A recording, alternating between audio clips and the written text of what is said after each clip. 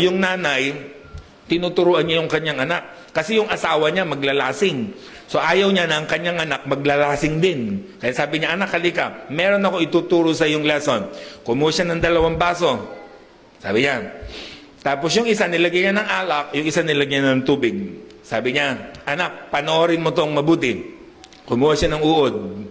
Nilagay sa isang basong tubig. Anong mapapansin mo, anak, sa uod? Sabi niya, lumalangoy-langoy pa po sa tubig.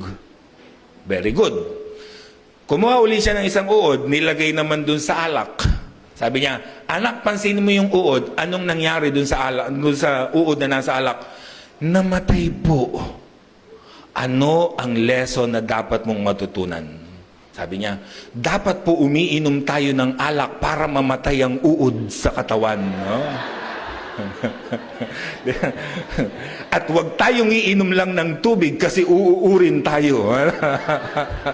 Mali yung lesson na natutunan. Ano? Kaya dapat direct ang turo. Ano? Kasi pag gumamit pa kayo ng visual aid, nadadali pa tayo. Ano? Mali ang naging pananaw. Maglalasing tuloy yung bata. Ano? Na ang dapat matutunan niya, pag tubig, mabubuhay ka. Pag alak, mamamatay ka.